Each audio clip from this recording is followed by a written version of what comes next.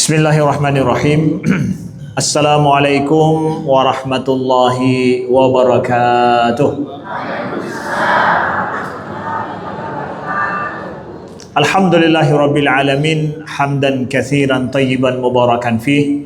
Allahumma salli wa sallim wa barik ala sayyidina wa habibina wa nabiyyina Muhammadin wa ala alihi wa sahbihi wa sallim. Subhanaka la ilma lana illa ma 'allamtana innaka antal alimul hakim. Allahumma 'allimna ma yanfa'una wanfa'na bima 'allamtana wa zidna ilma. Rabbana innana amanna faghfir lana dhunubana wa qina 'adzaban nar. In uridu illa al-islaha mastata'tu wa ma taufiqi illa billah, amma ba'du. Alhamdulillah, segala puji hanya bagi Allah. Salawat dan salam senantiasa tercurahkan kepada baginda Rasulullah sallallahu alaihi wasallam, kepada keluarga beliau sekalian, kepada para sahabat, para tabi'in, tabi'in tabi'in wa man tabi'ahum bi ihsan ila yaumiddin. Amma ba'du. Yang saya muliakan pengurus Masjid Agung Sunda Kelapa, ya. Bapak Setia, Pak Huri yang hadir di sini, ya, dan seluruh jajaran pengurus. InsyaAllah selalu dalam rahmat Allah dan kasih sayang Allah selalu. Kemudian kepada yang saya selalu doakan, para hadirin dan hadirat, Bapak Ibu, orang tua kami, ya. Kemudian ayah bunda, abang kakak, adik-adik yang dimuliakan Allah Subhanahu wa taala. Apa kabar Bapak Ibu semuanya? Alhamdulillah. Hari Minggu lebih senang atau hari Jumat? Lebih senang hari Minggu atau hari Jumat? Jumat. Jadi hari ini nggak senang dong? Senang juga, tapi lebih senang hari Jumat. Kenapa senang hari Jumat? Ya, karena hari khairul ayyami tola'at fihi syams. Jadi sebaik-baik hari yang keluar matahari, kata Nabi, hari Jumat. Kenapa mulia hari Jumat? Karena kita beribadah di hari itu yang enggak kita lakukan pada hari yang lain. Tapi kalau hari lain diisi dengan ibadah juga, maka dia akan menjadi mulia bagi diri kita. Ya, hari ini hari Ahad jadi hari yang mulia juga. Kenapa? Kita isi dengan perbuatan kebaikan di dalamnya, maka menjadilah hari itu hari mulia bagi kita. Saya ajak semua, abang kakak, ibu bapak, semuanya untuk niatkan i'tikaf kita di masjid saat ini, ya. Mudah-mudahan selama kita masuk masjid sampai kita keluar, itu masuk dalam bagian dari amal ibadah kita pada Allah Subhanahu wa ta'ala. Amin ya rabbal alamin. Alhamdulillah. Mungkin perkenalan tidak perlu lagi, ya. Sebahagian mungkin sudah kenal. Alhamdulillah. Saya datang dari Aceh, memang datang dari Aceh. Pada hari Jumat kemarin diamanahkan untuk menyampaikan khutbah di Masjid Istiqlal, dan alhamdulillah pengurus memberikan kesempatan untuk bisa bersilaturahim pada hari Ahad ini di tempat ini, di masjid yang kita cintai ini dan kita banggakan ini. Dan insyaallah esok kami balik pulang ke Aceh insyaallah taala. Maka senang bisa bersilaturahim di pagi yang mulia ini. Bapak Ibu, kita akan bicara tentang apa hari ini, ya? Kita akan bicara tentang apa yang memang menjadi concern saya sendiri dan juga bagian daripada kajian saya dan juga bagian jurusan keilmuan yang kami pelajari tentang masalah akidah dan tauhid di Al-Azhar Kairo, Mesir, ya. Jadi kita akan bicara sedikit ataupun panjang lebar juga boleh, nanti akan ada tanya jawab tentang masalah, bukan masalah juga sebenarnya, ya, tentang akidah, ya. Bagaimana akidah tauhid itu bisa menjadi akidah yang menyukseskan kita hidup dunia akhirat. Emangnya Ustadz, kalau kita nggak beriman sama Allah itu boleh? Boleh nggak? Ya tidaklah bagi yang sudah beriman. Tapi yang belum beriman, yang menurut dia nggak ada masalah bagi dia, ya, nggak ada apa-apa aja, ya. Justru itu masalahnya, karena dia nggak beriman kepada Tuhan, kepada Allah Maha Pencipta. Kalau saya tanya, Bapak Ibu boleh nggak punya ayah dan ibu? Hah? Boleh nggak punya ayah dan ibu?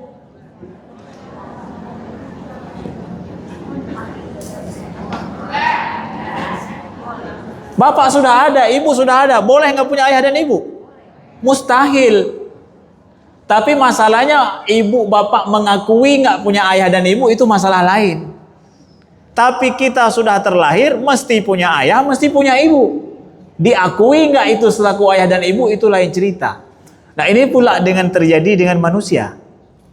Ya, dia nggak mau mengakui adanya Tuhan, tapi dia sudah ada.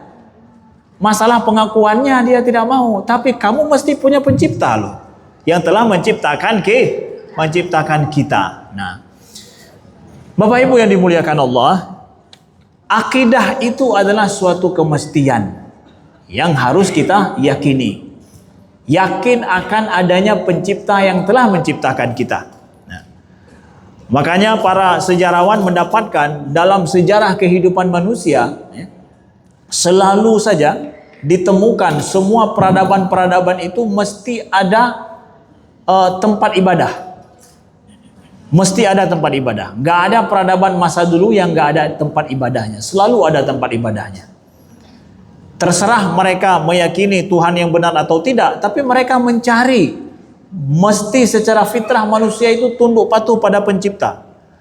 Tapi alhamdulillah kita selaku umat Islam dilahirkan oleh Allah, diberikan hidayah untuk mengetahui dan meyakini akan adanya pencipta yang benar. Itu adalah Allah subhanahu wa ta'ala. Allah subhanahu wa ta'ala yang menciptakan kita. Kata Allah dalam Al-Quran, Allah berfirman, "Wa ma arsalna min qablika min rasulin illa nuhi ilaihi annahu la ilaha illa ana fa'budun." Kata Allah, tidak pernah kami utus suatu rasul sebelummu wahai Muhammad kecuali kami wahyukan kepada mereka tidak ada Tuhan selain aku, kata Allah, fa'budun, maka sembahlah aku. Kita umat Islam, kita orang Islam langsung mendapatkan petunjuk bahwa Allah itu adalah Tuhan kita dan yang berhak kita sembah langsung Allah yang nyuruh itu. Allah yang ngasih tahu sama kita. Tidak ada Tuhan selain aku dan sembahlah aku, itu Allah yang ngasih tahu, bukan kiai, bukan ustaz, bukan tengku. Tapi siapa yang ngasih tahu itu? Langsung dari Allah pencipta yang ngasih tahu sama kita dalam Al-Quran. Maka kita betul-betul mendapatkan petunjuk yang asli, bukan informasi dari sumber kedua, enggak. Langsung dari informasi dari pencipta langsung. Maka inilah senangnya kita mendapatkan petunjuk dan bahagianya kita dapat petunjuk dari Allah Subhanahu wa taala. Makanya agama Islam ini Bapak Ibu kalau ingin kita rangkum dalam satu kata, dia itu adalah la ilaha illallah Muhammadur Rasulullah. Tidak ada Tuhan selain Allah yang berhak disembah, tidak ada yang berhak disembah selain daripada Allah Subhanahu wa taala, dan Nabi Muhammad itu adalah Rasulullah. Kalimah tauhid inilah yang menjadikan seorang hamba itu dianggap hamba Allah atau dia bukan hamba Allah. Dia menjadikan dirinya hamba Tuhan atau tidak. Inilah kalimah tauhidnya yang membedakan. Ya. Anda mengakui ada Tuhan pencipta? Ada. Mengakui siapa Tuhanmu? Allah. Maka ucapkanlah la ilaha illallah. Maka dengan la ilaha illallah kita masuk dari orang-orang yang mengakui pencipta dan kita masuk dalam orang mukmin. Sedangkan orang yang tidak mau mengakui akan adanya Allah, akan adanya pencipta, udah kalimah tauhid ini yang memisahkan kita. Secara keyakinan dan secara akidah. Maka Bapak Ibu, saya membuat sebuah permisalan begini. Kalaulah seandainya Bapak Ibu tidak memiliki apa-apa dalam hidup ini, kita betul-betul ambruk, kita betul-betul rugi, tidak punya siapa-siapa lagi, ya. Tidak ada teman, tidak ada modal, tidak ada keluarga, tidak ada siapapun tidak kita miliki. Habis semuanya, hilang semuanya. Mampukah Bapak Ibu bertahan hidup? Hah? Coba dibayangkan. Mudah-mudahan ini nggak terjadi sama kita. Tapi bayangkan. Apa modal yang kita miliki ketika semua orang membelakangi kita, nggak mau mendekat dengan kita, nggak ada tempat kita untuk menyatakan apapun? Apa yang kita miliki? Kita masih memiliki hati yang beriman kepada Allah, maka inilah dia modal hidup kita. Sebenarnya itu bukan modal sangat rugi loh. Itulah modal utama hidup sebenarnya. Bahwa kita memiliki Allah Maha Pencipta, kita yakin akan itu, maka tempat satu-satunya kita meminta itu hanya kepada Allah. Maka kalimah la ilaha illallah itu adalah kalimah yang menjadi pangkal kehidupan sebenarnya. Allah ceritakan dalam Al-Quran kisah seorang nabi yang berada di titik paling bawah dalam kehidupan ini. Berada dalam kondisi yang sangat mengenaskan. Lebih mengenaskan dari kondisi yang dihadapi oleh Nabi Muhammad dalam hidup. Siapa nabi ini? Yunus alaihi salam. Nabi Yunus alaihi salam, ya.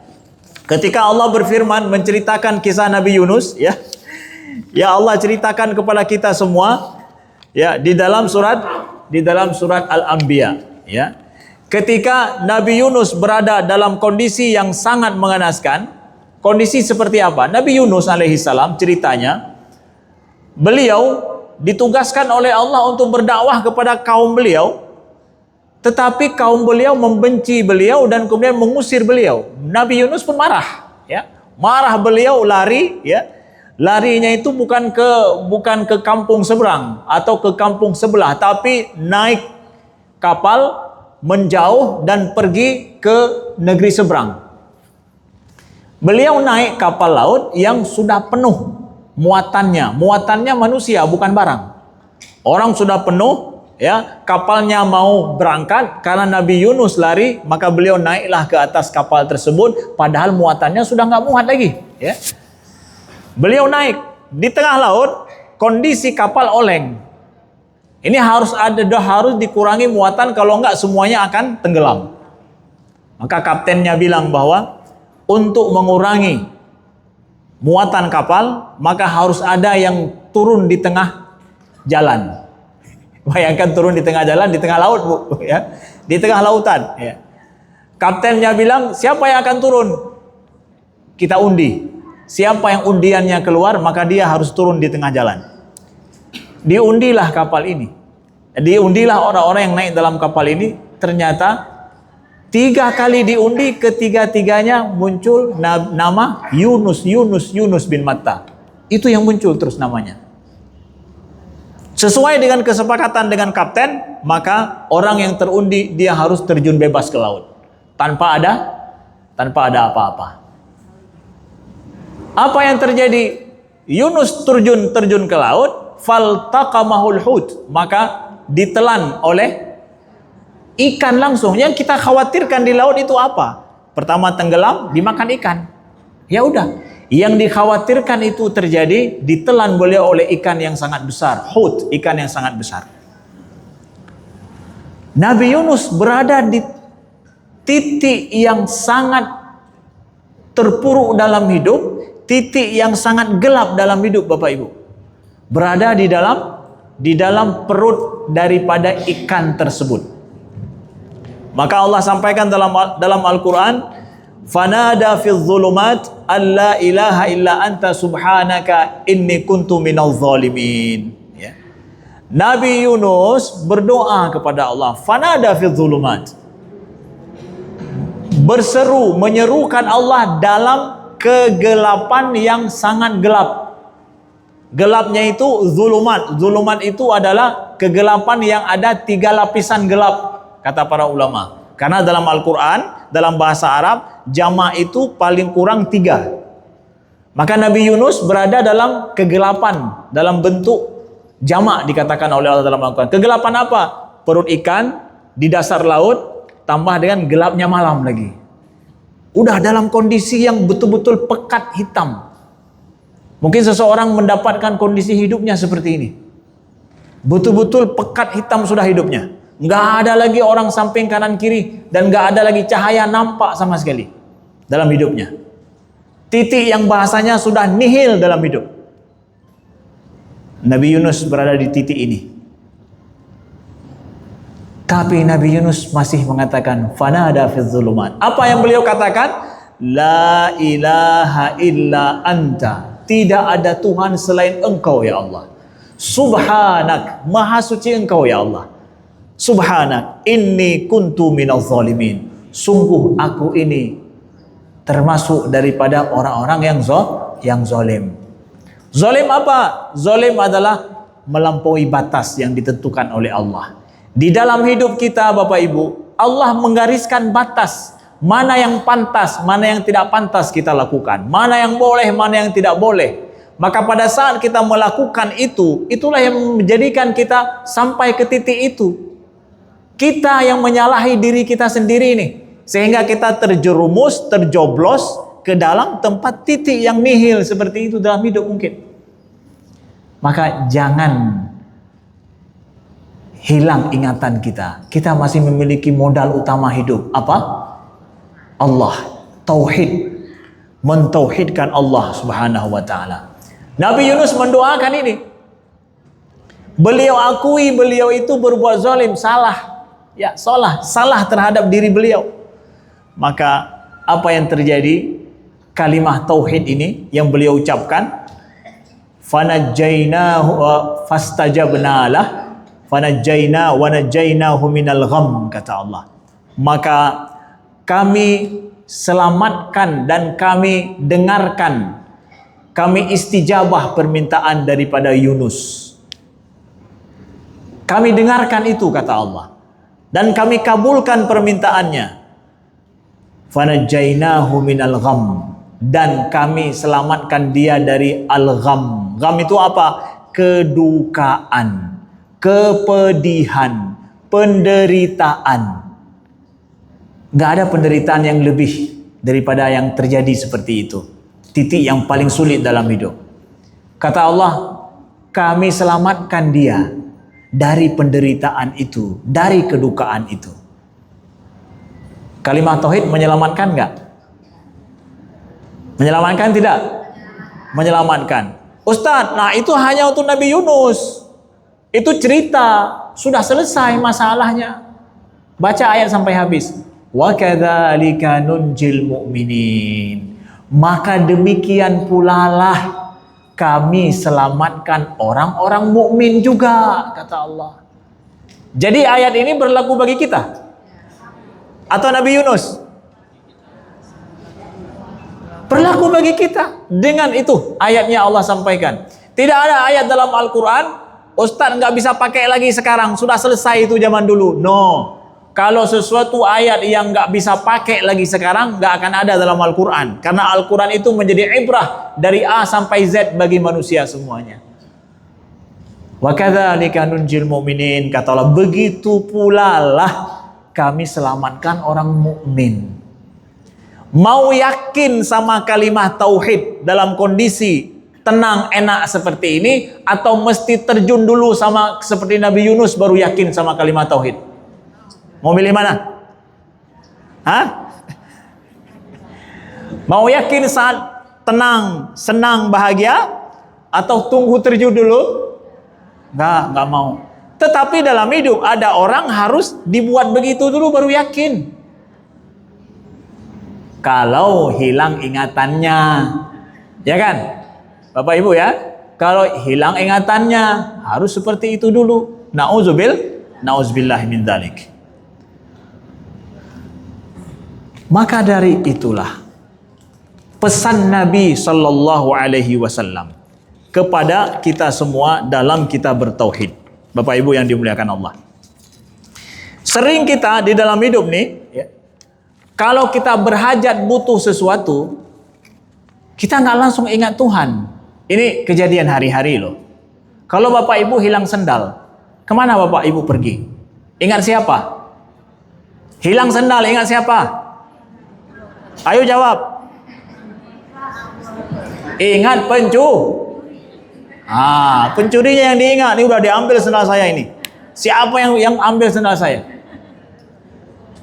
Keluar dari masjid, hilang sendal, bukan Allah yang diingat. Ingatnya pencuri. Ya.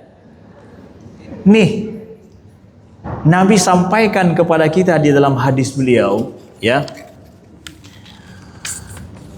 Wal yas'al ahadukum rabbahu hatta syi'sa na'lihi alladhi qata', kata Nabi. Hendaklah seseorang kalian itu minta sama Tuhannya apa yang dia butuhkan, sampai tali sendalnya yang putus sekalipun minta sama Allah, kata Nabi. Ya. Nabi bilang sampai syi'sa na'lihi qata', idan qata'. Sampai tali sendal yang putus, kalau putus itu minta sama, gantinya sama siapa? Sama Allah. Kalau ada tali sendal yang putus sekalipun itu minta sama Allah. Yang duluan kita ingat siapa? Allah. Ya Allah, kenapa tali sendal ini putus? Kalau sekarang, kalau kita mau kemana saja, kita akan ingat siapa? Mana ada nomor HP yang kita ingat? Ya, Ubernya kah? Apa Uber? Bukan di sini, bukan Uber, apa? Grabnya, Gojeknya, ya. Kalau kita perlu berhajat sesuatu, langsung ngambil HP, lalu ingat pada nomor di dalam HP kita. Siapa bisa kita hubungi, ya? Apalagi kalau kita ada hajat di kementerian. Ini ada hajat kementerian. Oh, siapa bisa dihubungi di sana, ya? Mau ke institusi manapun, maka kita akan mikir siapa manusia di situ yang bisa kita dekati, ya. Apakah salah itu, Ustaz? Saya katakan, kalau itu duluan yang diingat, itu nggak sesuai dengan kalimat tauhid loh. Yang sesuai dengan kalimat tauhid apa juga? Allah dulu kita ingat, jalan seterusnya itu baru dengan manusia. Ya Allah, aku ada hajat di sini, ya Allah. Aku berhajat di institusi ini, berhajat di tempat ini, berhajat dengan si fulan, ya. Ya Allah, berikan hajatku ini. Udah minta sama Allah. Apa aja minta sama Allah. Terus selanjutnya, nextnya menjemput hajat kita itu silahkan lakukan dengan menghubungi orang kah, jalan sendiri kah, nggak menghubungi orang, terserah itu. Itu jalannya terserah. Allah akan nitipkan hajat kita itu entah melalui manusia, entah langsung, wallahu alam. Pokoknya saya udah minta sama Allah kok. Mungkin Allah akan menitipkan lewat orang yang saya kenal atau orang yang nggak saya kenal. Nggak ada masalah itu. Itu mudah kok bagi Allah. Maka dengan demikian kita nggak akan mengharap kepada manusia lebih daripada mengharap pada Allah. Kenapa? Sejak dari awal saya minta sama Allah kok, nggak minta sama manusia. Kalau ada manusia yang menolak saya, nggak mau memberi, nggak ada masalah. Kenapa? Memang Allah nggak nitipkan lewat dia kok.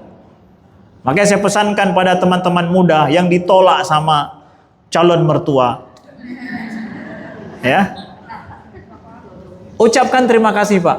Bapak telah kasih tahu bahwa ya jodoh saya nggak di sini. Ya, Allah nitip jodoh saya di tempat lain, berarti saya salah pintu masuk.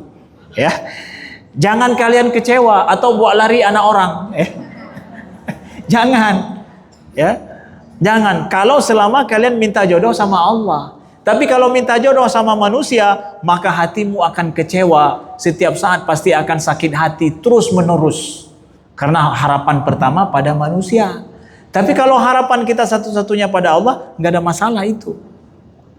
Nah, ini tahqiq kalimat tauhid dalam hidup dalam bentuk yang sangat sederhana. Makanya kata para ulama, syirik itu ada dua macam. Ada syirik yang besar, yang nampak, ada syirik yang tersembunyi. Syirik yang nampak itu yang mana Ustaz? Syirik yang nampak itu adalah ya jelas orang bersujud kepada berhala, menyembah bukan Allah gitu ya. Selain daripada agama Islam itu syirik menurut kategori agama Islam itu syirik semuanya. Menyembah, mengagungkan sesuatu yang bukan pencipta sebenarnya. Sedangkan ada sana syirik yang tersembunyi. Apa itu? Pada saat kita mengharapkan sesuatu, ya, kemudian menggantungkan nasib kita, menggantungkan kebahagiaan kita, menggantungkan masa depan kita itu pada selain Allah. Ya. Ilaihi yurja'ul amru kulluhu fa'budhu wa tawakkal alaih, kata Allah. Kepadanya lah segala sesuatu itu kembali, kata Allah. Maka sembahlah dia, bertawakallah kepadanya. Ini kalimat tauhidnya itu. Itu hidup dengan tauhid kita. Bertawakallah kepadanya. Kata Allah, wa kafa billahi wakila. Cukup hanya Allah itu sebagai wakil, kata Allah. Cukup bagimu Allah itu sebagai wakil, kata Allah. Allah itu jadi wakil? Ya iya, jadi wakil. Allah sendiri yang bilang kok jadi wakil. Wakil itu gimana dalam hidup kita? Wakil itu kan ketika kita nggak ada kesempatan pergi, kita wakilkan orang, ya nggak? Tolong wakilkan saya untuk, makanya ada setiap institusi itu dalam struktur ada ketua dan wakil. Wakil berfungsi kapan? Wakil presiden. Fungsinya kapan? Doa-doa dulu dia kan. Doa-doa dulu kalau presidennya ini baru dia dapat fungsi, ya. Kalau atau mungkin diberikan mandat, diwakilkan. Begitu juga wakil-wakil yang lain. Jadi dalam hidup kita jadikan Allah itu sebagai wakil. Kok bisa Ustadz? Jadi ketuanya saya. Bukan itu maksudnya. Wakil itu adalah yang kita percayakan untuk mengurus masalah kita. Kita punya urusan, gak sempat pergi, tolong wakilkan saya dalam masalah ini. Di dalam hidup jadikan Allah sebagai wakil, Allah yang ngurus masalah kita. Ustadz, ini gak sesat kita Ustadz nih, nyuruh Allah yang mewakilkan semua urusan kita. Kalau begitu kita enteng aja duduk Ustadz, gak usah kerja apa-apa. Wa kafa billahi wakila. Tawakal dan wakil itu satu kata. Tawakal itu urusan hati. Kita bicara urusan hati, bukan bicara urusan tangan kaki. Enggak. Hati kita itu pasrahin, Allah yang ngurusin. Itu hati. Terus tangan? Tangan dia bekerja. Kaki melangkah. Pikiran memikirkan, cari cara. Mulut ngomong. Hati udah saya wakilkan sama Allah. Nah gitu, itu namanya tawakal. Tapi kalau orang udah saya wakilkan sama Allah, terus tangannya begini, kakinya udah terikat, terus mulutnya udah diam, matanya pejam. Salah, Anda bukan tawakal itu. Tawakal itu hati loh, yang bertawakal itu hati. Nah begitu. Wa kafa billahi wakila, kata Allah Subhanahu wa taala. Maka hindari dalam hidup ini syirik yang tersembunyi. Pada saat hati itu berharap pada manusia lebih daripada Allah. Pada saat hati itu duluan mengharap pada makhluk daripada Khalik. Kau keluar masjid kemana aja, ada hajat sesuatu, kasih tahu sama Allah dulu sebelum nelpon orang. Telepon Allah dulu. Ya Allah, ini saya mau ada dijemput enggak ya? Ya Allah, berikan aku kemudahan pulang dari masjid, ada yang jemput ya Allah. Udah itu telepon. Halo? Bisa jemput enggak? Oh enggak bisa, saya lagi ada acara. Alhamdulillah ya Allah, berarti ada yang lain yang jemput saya ya Allah. Udah gitu. Bapak Ibu yang dimuliakan Allah, bukan ngasih tahu orang duluan. Ngasih tahu Allah. Itu perintah Nabi loh. Wal yas'al ahadukum hajatahu. Hendaklah seseorang kalian menanyakan sama Allah, minta sama Allah semua hajatnya, walaupun tali sandalnya putus sekalipun. Ya, bukan hanya pada saat kita sudah nggak sanggup apa-apa lagi baru ingat Tuhan. Maka itu akan diingatkan oleh Allah dengan cara yang pedih. Kalau kita sering lupa sama Allah dari hal yang kecil, maka Allah jadikan kita ingat Dia dengan hal yang besar. Ya, kalau kita lupa Allah dari hal-hal yang kecil, maka Allah akan ingatkan kita dengan hal yang besar. Ya kan? Ya, kalau isyarat kecil kita nggak paham, maka harus pakai isyarat besar.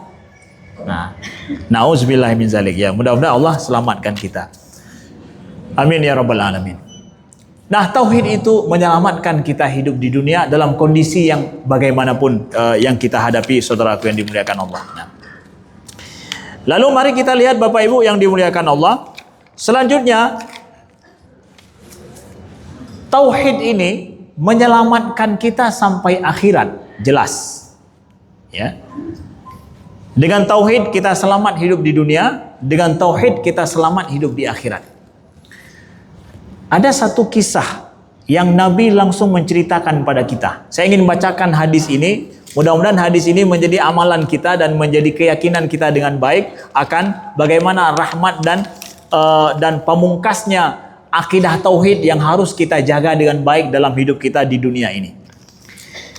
Mohon didengarkan kisah ini, dan nanti boleh kisah ini diceritakan pada orang lain, karena kisah ini adalah Nabi menceritakan langsung kepada kita dalam hadis beliau. Ya.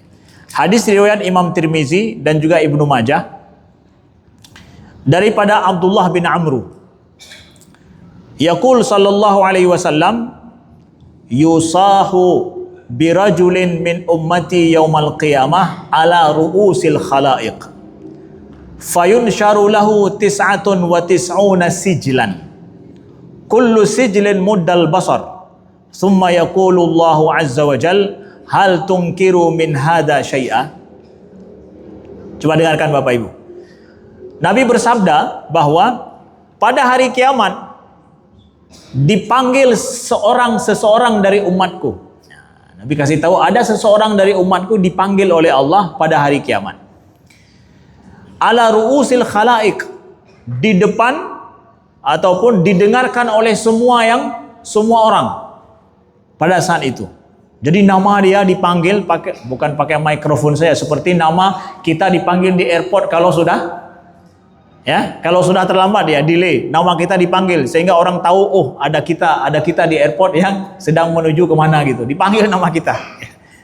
Saya pernah terlambat dikit dipanggil nama saya, akhirnya orang tahu kalau ada Ustaz Amri pulang ke Aceh rupanya ya. Nah, dipanggil ya. Mudah-mudahan bukan saya yang dipanggil sama Allah itu nanti di hari akhirat ya, seperti ini ya. Fayunsharu lahu 99 sijlan. Setelah dia dipanggil, maka dibentangkan di depan dia catatan 99 catatan amalannya. Dipanggil sama Allah, ya, di depan malaikat. Kemudian setelah itu dibentangkan kepada dia tis'atun wa tis'una sijlan. Ada 99 lembaran catatan amalannya. Kullu sijlin mudal basar. Satu catatan amalannya itu sejauh mata memandang. Bukan segini Pak, bukan 9 kertas atau 99 kertas.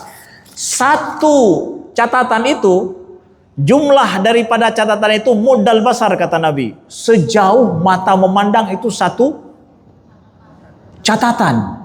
Bayangkan 99 catatan. Semuanya. Dia lihat semua catatan amalannya itu sejauh mata memandang. Ya Allah. Banyak enggak? Berarti ini mencatat apa yang terjadi dengan dia dari sejak kecil sampai terus lengkap semuanya. Ya. Kemudian setelah dia lihat, Allah berfirman, hal tungkiru min hadha syai'. Ada yang kamu ingkari enggak dari semua ini? Ya. La ya Rabb, fayaqulu azalamtuka katabati al-hafizun, azalamatka katabatil hafizun, kata Allah. Engkau sudah baca semua, sudah lihat semuanya, ada yang mau kamu sanggah? Allah tanyakan pada orang ini, pada hamba ini, ada yang kamu sanggah? La ya Rabb, tidak ya Allah. Ya. Apakah malaikat pencatat amalan yang aku suruh dulu di dunia berbuat zalim atau mencatat apa adanya? Dia bilang, benar ya Allah, apa adanya ya Allah. Ya, karena di pengadilan kan kita harus akui dulu. Betul begini? Betul begini? Iya. Baru lanjut pertanyaan yang selanjutnya kan. Kalau masih diingkari, ya udah, cari bukti dulu sampai dia mengakui. Ini kamu akui itu semua yang kamu lakukan, ada yang salah, ada yang error? Tidak ada ya Allah. Betul begitu? Betul. Jadi nggak ada salah tulis? Enggak ya Allah. Diakui itu semua. Fayuhabur rajul, maka bergetar dan khawatir, takutlah dia di depan Allah Subhanahu wa taala. Karena harus mengakui sudah semua kesalahannya dia akui. Benar. Ternyata semua catatan amalannya itu terbentang semuanya. Ya, ada mata yang berkhianat ketika duduk, tercatat juga rupanya. Ada hati yang pada saat itu membenci si fulan, tapi nadanya itu nampak wajahnya sumringah, nampaknya wajahnya bersahabat, ternyata hatinya menyimpan dendam. Itu juga tercatat juga rupanya. Ya. Semua tercatat. Ya. Fayuhabur rajul, ketakutanlah dia. Fayaqulu la, fayaqulu bala, inna alaka uzrun, alaka hasanah, kata Allah. Apakah kamu punya alasan daripada semua amalan, semua pekerjaanmu itu? Tidak ada ya Allah. Memang aku lakukan seperti itu ya Allah. Alakah hasanah? Ada kebaikan yang kamu lakukan? Allah tanya. Saking banyaknya kejahatan yang dia buat dan dosa, dia lupa kebaikan yang dia punya. Dia bilang apa? La ya Rabb. Enggak ya Allah, aku enggak punya kebaikan. Semua mudal basar itu semua adalah dosa-dosa yang dia buat. Lupa dia ada kebaikan yang dia buat. Udah enggak ingat lagi itu. Udah takut, gemetar dia. La ya Rabb, tidak ya Allah. Allah berfirman, Inna laka indana hasanat. Kamu punya kebaikan-kebaikan yang kami catat, kata Allah. Kamu punya kebaikan yang kami catat. Wa innahu la zulma alaika al-yawm. Kamu hari ini tidak dizolimi. Walaupun banyak kejahatanmu dan dosamu itu, kamu tidak dizolimi, kata Allah. Ya. Ada catatan amalanmu, kebaikanmu yang kamu buat. Fatukhraja lahu bitaqatan fiha, maka dikeluarkanlah, dinampakkanlah satu bitaqah. Bitaqah itu adalah ibaratkan kartu gitu ya, kartu kecil. Kartu kecil yang di situ tertulis amalan kebaikan dia.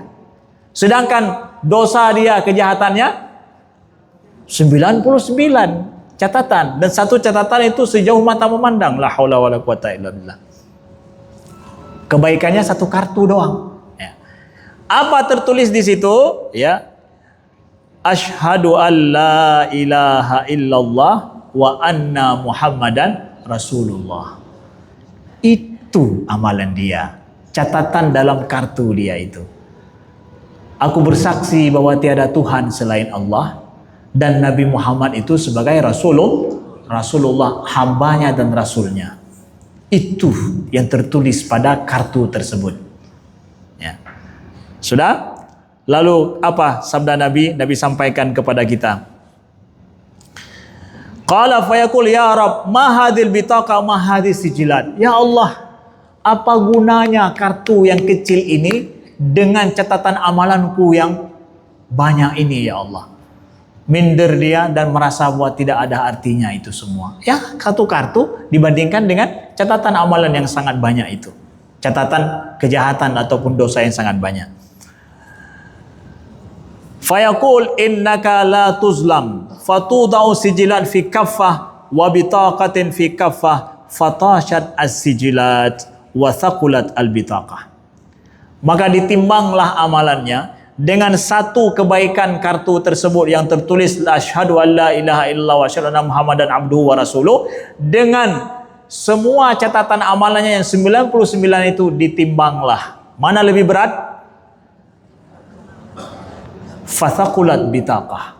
Yang kartu itu bertuliskan kalimah tauhid menjadikan dia itu lebih berat daripada semua itu. Sabda Nabi Sallallahu Alaihi Wasallam. Para ulama membahas ini apakah bentuk kiasan atau memang asli seperti itu.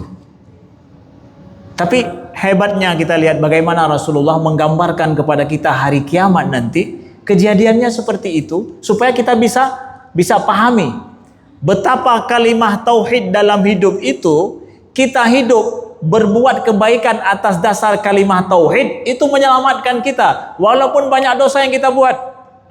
Siapapun manusia tidak akan lepas daripada dosa, daripada kesalahannya masa lalu yang nggak mungkin dihapus lagi. Itu udah dicatat sama malaikat loh.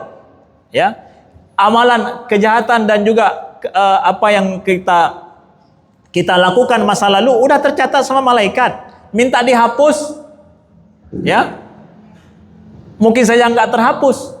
Makanya kata Imam Ibnu Hazmin Al-Andalusi, ya, siapa aja yang dia sadar telah berbuat kejahatan dosa masa lalu yang banyak, ya, yang mungkin bahkan nggak ada harapan untuk dihapus, maka sekarang rumusnya adalah berbuatlah kebaikan sebanyak-banyaknya untuk melebihkan kebaikannya itu daripada dosa-dosa yang telah lalu. Itu adalah rumusannya.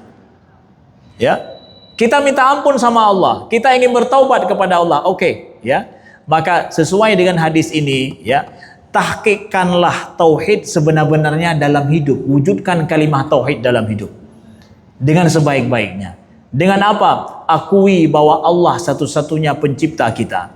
Tempat di mana kita berharap, Allah lah di mana yang selalu menentukan nasib kita ke depan, ya.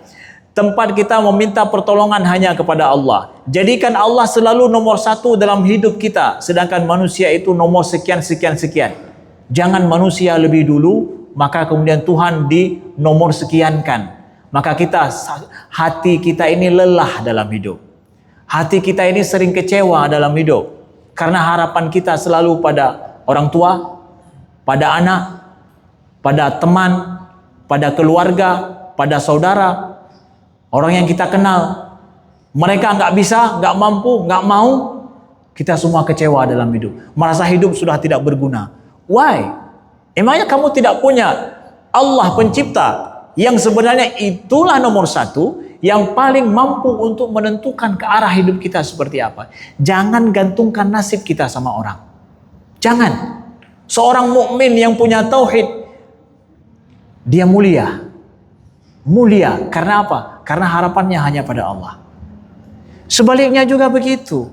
Siapa saja kita yang diberikan kepercayaan oleh Allah dengan jabatankah, ya, jangan memperbudak manusia, jangan memperbudak hamba Allah. Jangan merasa bahwa kita sanggup menentukan nasib orang, merasa bahwa kita siap untuk menentukan rizki orang. Enggak loh. Allah yang menentukan nasib dia dan rizki dia. Kita hanya jadi penyebab saja. Kita ini hanya jadi penyebab saja. Syukur alhamdulillah kalau kita jadi dipakai oleh Allah jadi penyebab untuk kebaikan bagi orang. Tapi jangan memperbudak manusia, jangan memperbudak hamba Allah.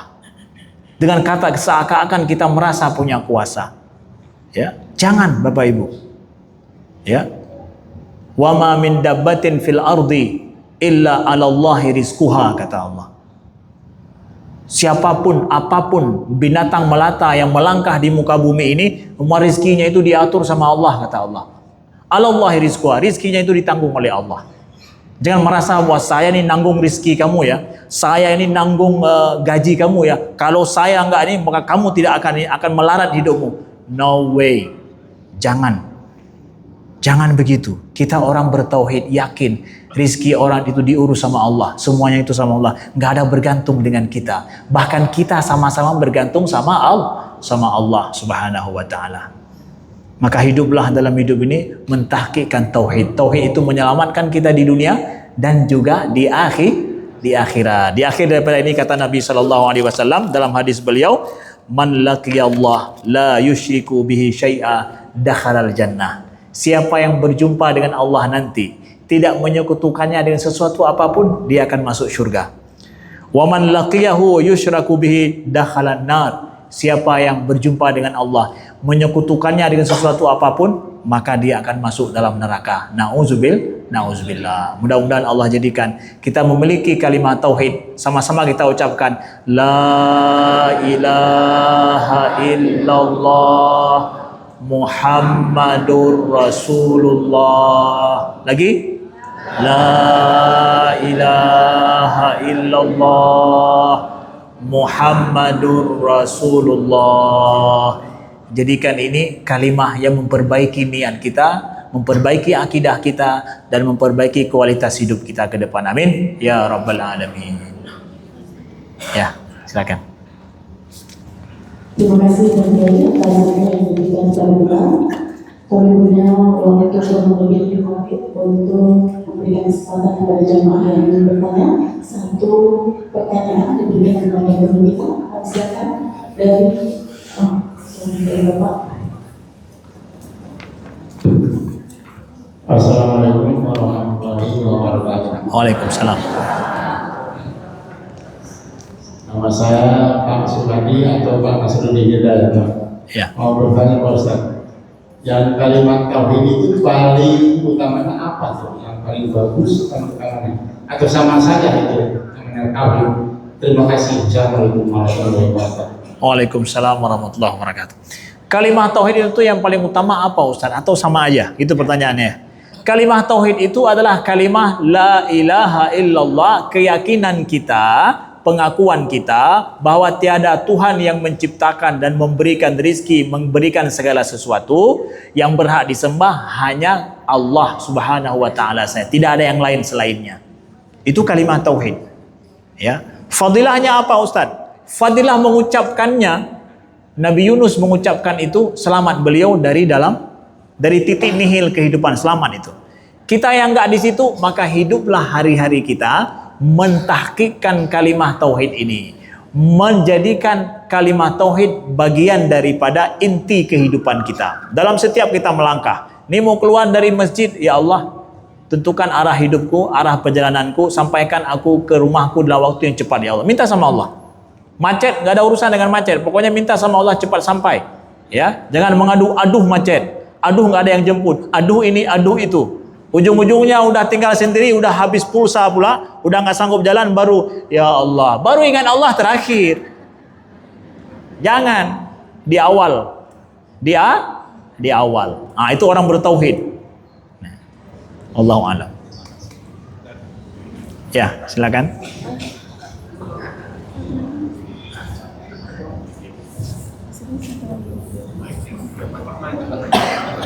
Oke, nanti setelah pertanyaan ini doa di akhir. Oh iya, baik. Iya, baik.